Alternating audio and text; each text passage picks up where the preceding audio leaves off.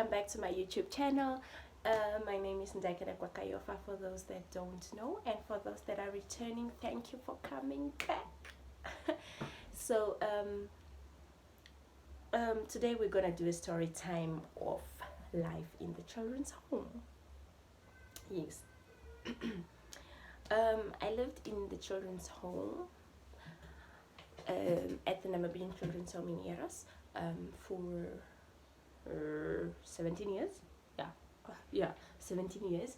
And I moved there around about 1998, 1999, somewhere there, when I was 3, somewhere around there also. The children's home was quite a big place, hey.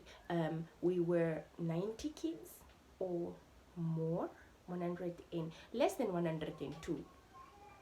Less than 102 kids, and the children's home was really a fun place in first administration. I'm gonna divide this story into two because first administration is way different from second administration, and I want you guys to know about both administrations and it's just gonna be a long video if I make it in one, and it's not fun, and it's just two different things. That's why I'm gonna have them separated. So administration, the children's home, sorry. The children's home consisted of 15 houses, except it didn't have house 5 and 6. I don't know why. It's a big place. You can say it's a big place. Consisted of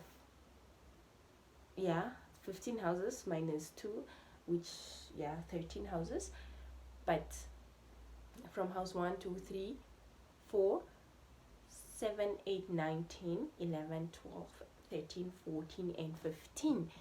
Those were the houses, and they were numbered to differentiate, So it was that big. It had an office area in a hall, a very big hall. We had a kitchen, a voorraad, actually we called it a voorraad, where we go collect the food. And that's why I'm gonna divide this into two different, because first administration we used to eat at our houses, and second administration we started eating at the dining hall. And that has always been there, but it was rather a voorraad where we go collect our food and then go cook it at home at our houses. Our houses had a sitting room, kitchen, 2 toilets, a bathroom, and a shower.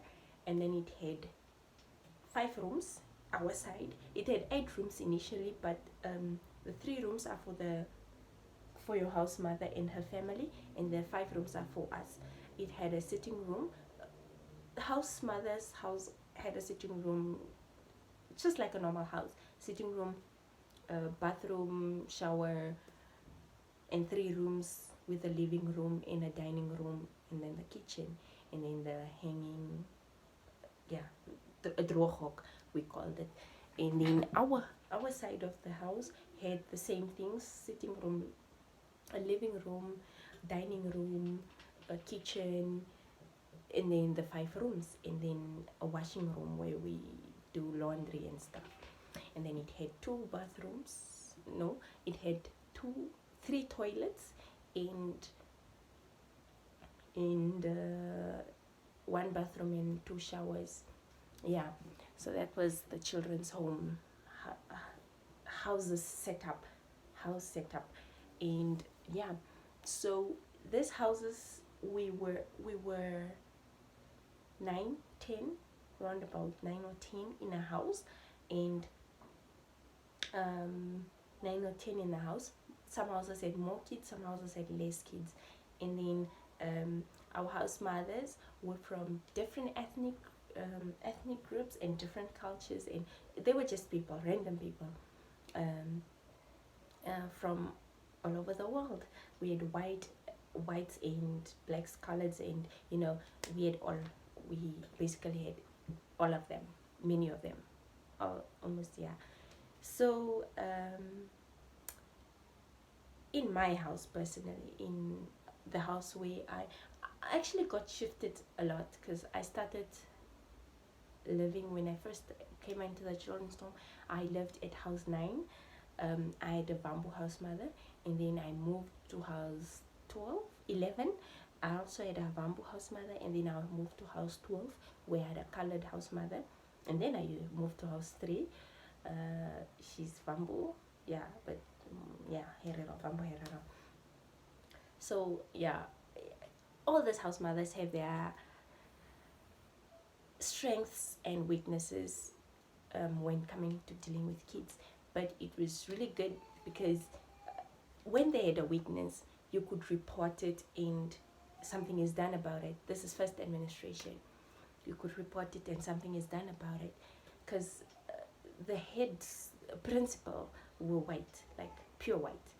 And they were really good when it comes to kids. And despite the fact that they were really strict, it was really an amazing place because you could see that these people know what they are doing, and you could feel it because you felt loved, cared for, and well taken care of, so yeah, I really loved the first administration. It was really cool and stuff. First administration, we used to cook at our houses. We had a menu for the week, and on Mondays we would eat, this is dinner, okay, Mondays would eat bread and jam for breakfast. Dinner would be, lunch would be mince and spaghetti, and dinner would be eggs and bread. That was on Monday. Tuesday, either pop or oats pop for breakfast, and then lunch would be, what was lunch? Quarang and I don't know, fish. Yeah, or quarang in stew, beef stew, and then dinner would be beef and like the tin of beef with bread. That was Tuesday. Wednesday would be breakfast, either pap, what, for breakfast or bread. Lunch would be, I remember this because Wednesdays were my favorite. Wednesdays and Fridays. Wednesdays would have, for lunch, would have fish and mashed potatoes or grilled potatoes or whatsoever, and then dinner would have cheese and bread, and dinners were always bread, and then just like a normal hostel. And then Thursdays would have tin of fish for dinner, with bread, and then lunch would have, I forgot some of this, but yeah, and then breakfast obviously bread. And Fridays Fridays would have, for lunch would have either, because Fridays was always a mix, would have chicken and rice or whatsoever, and then we'll have hot dogs at night, and that was my favorite part. And Fridays would always have our hot dogs and go out, and we go race. In us children's home, we'd always race for fun or play soccer or skululu or whatsoever, and it was really fun. It was really, it felt like home. Yeah. And then Saturdays would always have grills, depending on the house where you live at. Would always have grills, and then movie nights, and and then Sundays we'll have Sondag and Sundays were always doll days. Would have this houseiki, and then the boys will be playing soccer, and some girls will be, the older girls will be playing netball. Because in first administration I was still a little girl, so we'd be having our dolls and whatsoever, and come together as houses, some of us, and can play houseiki, and play with our dolls or plug book and whatsoever. And then the boys will be playing soccer, and the older girls will be playing netball. That was first administration. Things were just amazing, and it went so smooth, and yeah, yes, first administration was amazing. And what I mean by first administration was the first people to administer the children's home. They were whites, and they were whites. The vice principal was black. but it was amazing. And life in the children's home was just nice because as kids, when we go out to schools, we all schooled at very different schools, ranging from VIS, HTS, Academia. Would go, some would go to Yanyonker, Korea Pai, Shifidi.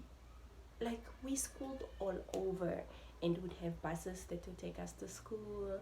Um, the town schools will go with one bus, and the Katutura schools and Commercedal schools will go in the other bus. And in first administration, I schooled at Kamam's primary school, so I would always go with the first trip, Katutura, and with a bigger bus because more kids went to that part of the of um of town. Yeah, so we'd go with this bus. And you know, at school, you got bullied and stuff like that, but we really stood up for each other as kids from the children's home. We stood up for each other, and it wasn't a thing of yeah, Mia, she's not from my house. We came together as children from the children's home, and we really stood up for each other. And then, being an orphan at a school, kids with parents and stuff like that, you got bullied, and you needed someone older and bigger to actually stand up for you, to say, this is not going to happen to my little sister and my little brother, because you only had each other to take care of each other. So, and that's what was really going on in first administration. We stood up for each other and so on and so forth. So yes, life in the children's home part 1 was amazing. Big hands up for the first administrators of the Namibian Children's Home of Namibia. We really love and care for you, and rest in peace to our first administrator principal. He passed on a while back, and yeah, and also some of the house mothers passed on. Rest in peace as well. And for those that are there, we love and appreciate you guys. I hope you keep up with this good work that you have been doing. And yeah, so thank you guys for listening to my story of life in the children's home part 1. Please stay tuned for part 2 coming up in the next video. Please like, comment, subscribe, and share. If you want me to clarify anything, obviously just comment below and I will clarify it for you. Anyways, thank you guys again for listening to my story, and from me it's a bye bye.